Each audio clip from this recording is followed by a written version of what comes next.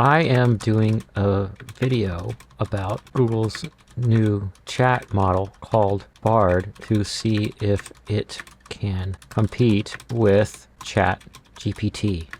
Write a short video intro script for this. I'll copy that because I want to ask Google Bard to try to do it too. Hello, time travelers. I'm going to use this intro here. Hello and welcome to our video on Google's latest chat model, Bard. And my eyes have to go down here. As many of you know, OpenAI's GPT models have been at the forefront of language models for some time now. However, with Bard's recent release, it's time to see if it has what it takes to compete with Chat GPT. In this video, we'll explore the features of Bard, compare it to Chat GPT, and ultimately determine which model reigns supreme in the world of chatbots. So without further ado, let's get started. Let's see what Google Bard does. It's not responding immediately like ChatGPT does. Oh, there. Hi everyone, and welcome to my video about Google's new chat model called Bard. In this video, it's got more details here. In my opinion, I like ChatGPT's intro better. It's shorter and it's to the point, but I like how Google broke up each sentence so it's easier for me to read. Tell me what you think. This is my look of disapproval. So if you go to bard.google.com, link in the descriptor what's below, you'll see this with a join waitlist button. I clicked that a few days ago when I stumbled on this, and I got an email that says, it's your turn to try Bard and take it for a spin.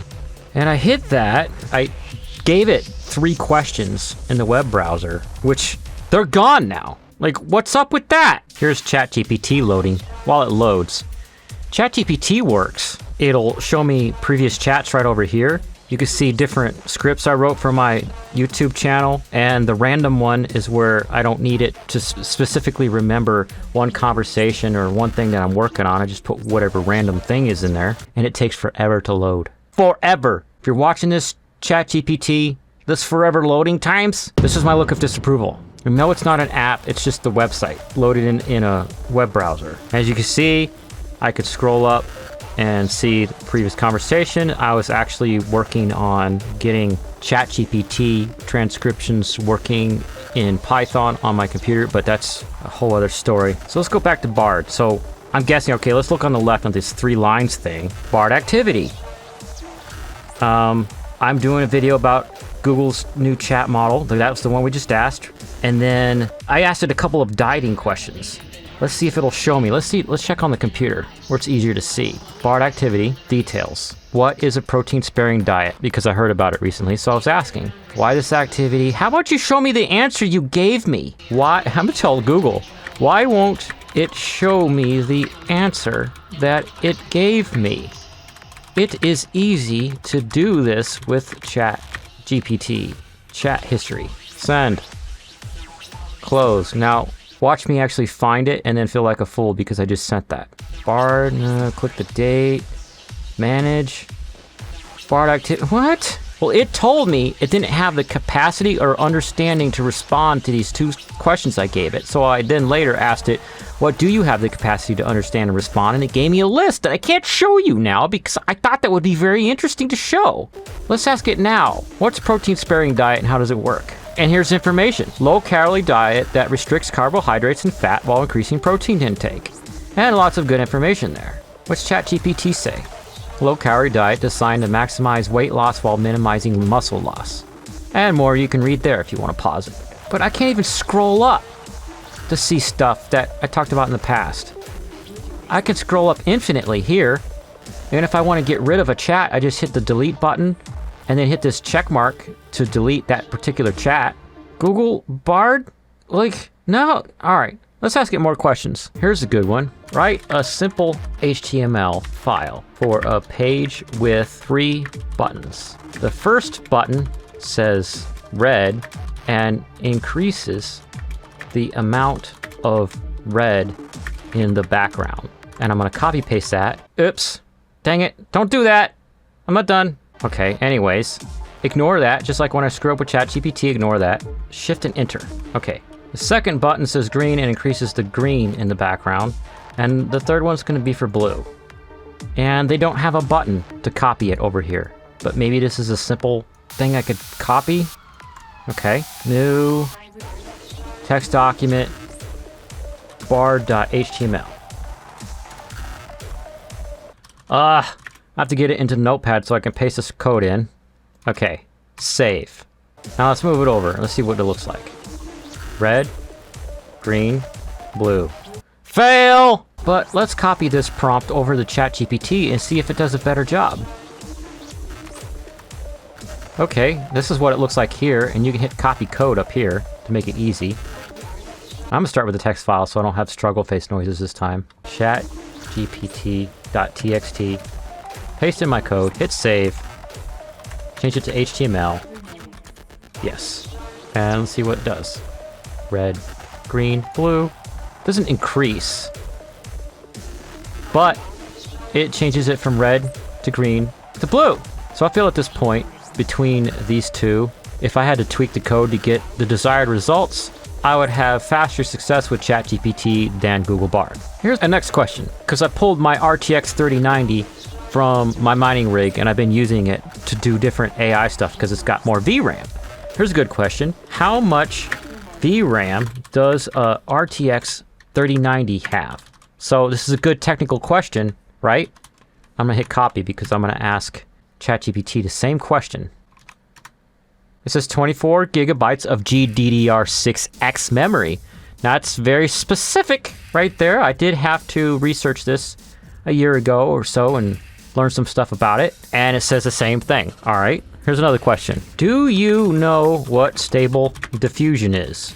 Generative Adversarial Network, GAN. It's used for generating images, and I've got it installed on my computer. All right, ChatGPT, I know you know the answer to this. What? Mixing particles?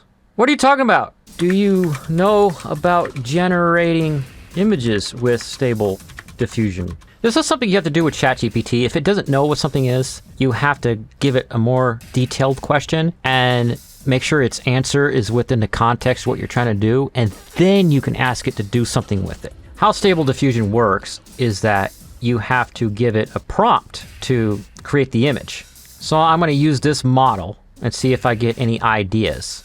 And then I'm going to ask both Bard and Stable Diffusion to write a prompt for me to put into Stable Diffusion to generate an image. Wow, that's pretty cool right there. Now to save myself time, I've brought the image down into the PNG info tab so it'll give me the prompt and the settings for each image. And then use the button send text to image to over here to copy all this other stuff that Bard and ChatGPT won't be able to give me. Now let's go over here. I'm just going to copy this and see how well of a prompt each one makes based off of the limited data I'm about to give them. Write a prompt for Stable Diffusion image generation for this. A man as a man. I'll just write a man. Handsome with short hair. And then elegant. I'll just leave elegant. Highly detailed digital painting. Just take the rest of this off. Let's see what it makes.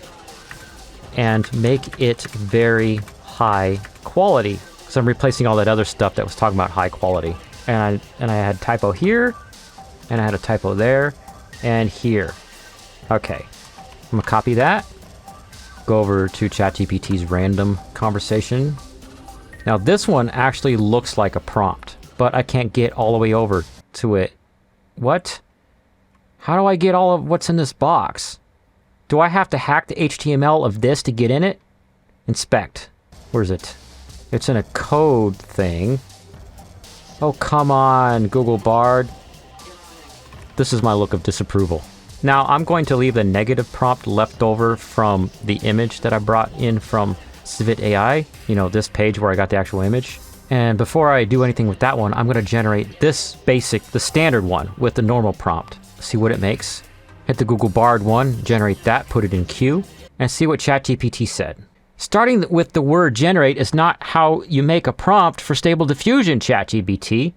So I'm going to start here, highly detailed, blah, blah, blah, blah, blah. The image should be generated. Oh, no. Anyways, I wonder what it's going to make if I actually put that in as a prompt. Interesting, when I brought over the prompt information from the image, I find that the individual who made it had the batch size set to 4. So let's see what all 4 look like. 1, 2, 3, 4. And now Google Bard's prompt. 1, 2, 3, 4. Pretty decent. And then Chat GPT's prompt. 1, 2, 3, 4. Interesting. It actually worked, but I got completely different results from each one. Now I'm going to show you a little bit about prompt writing that I've been doing in Chat GPT to help me with my scripts for my videos.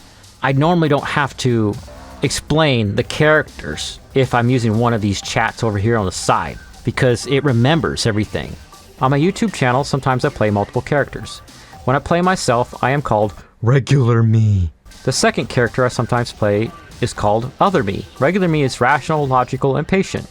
Other Me is mostly like me, except he can be irrational, illogical, impatient, and just silly sometimes. Write a short script where I, which is Regular Me, am filming a video about Google Bard versus ChatGPT, and Other Me interrupts me on my computer to say some silly things. Actually, not a script. Write a short scene.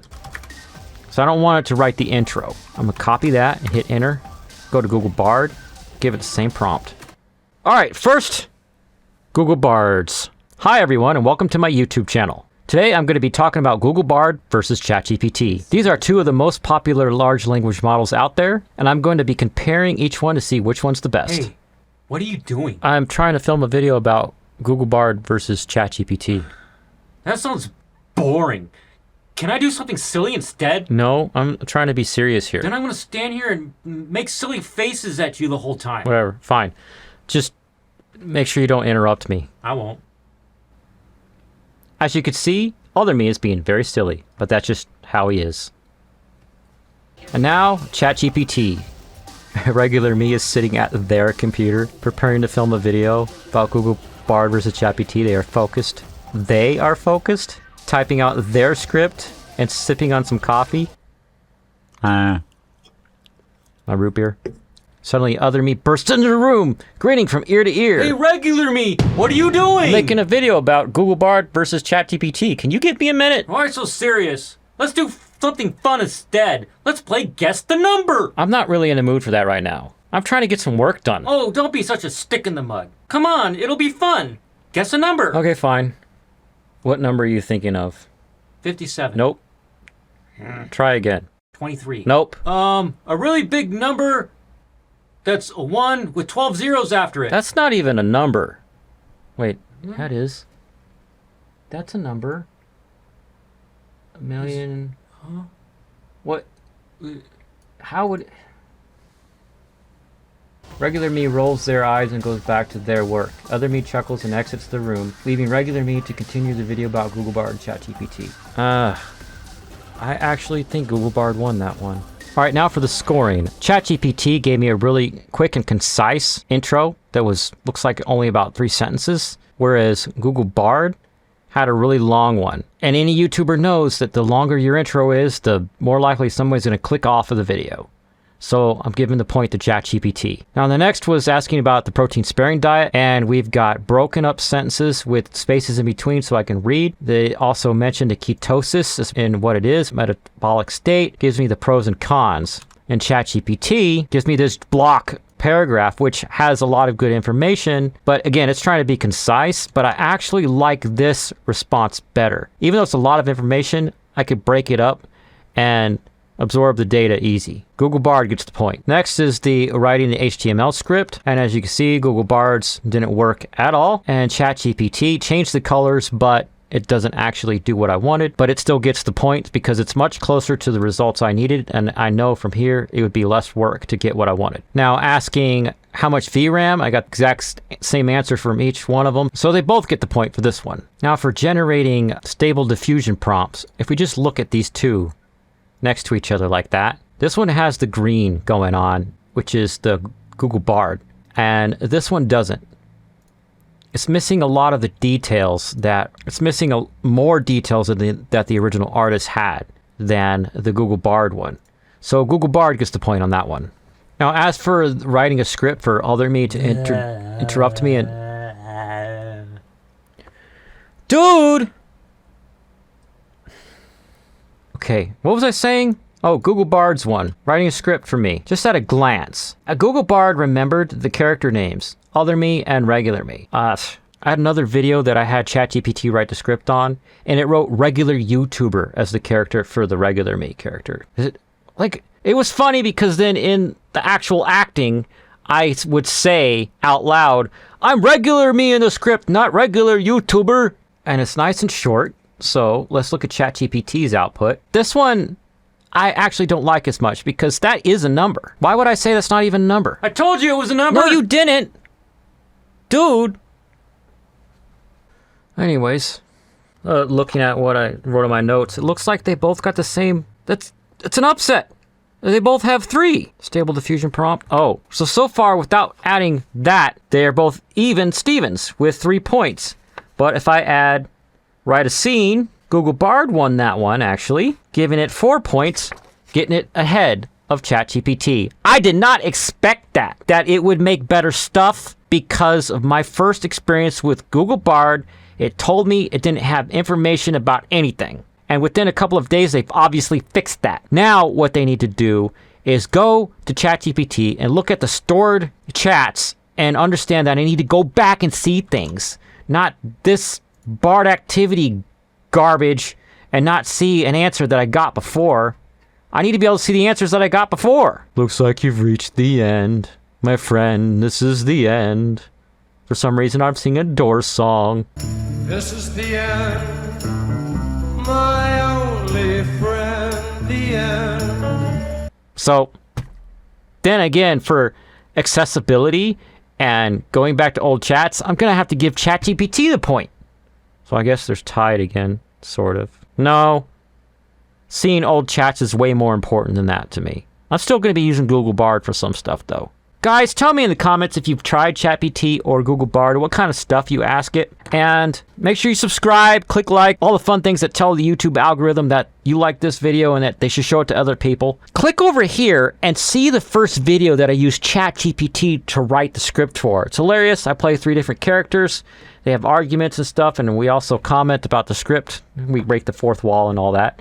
And click down here at this button, what's it, to subscribe to the channel. And I'll be seeing you in the comments.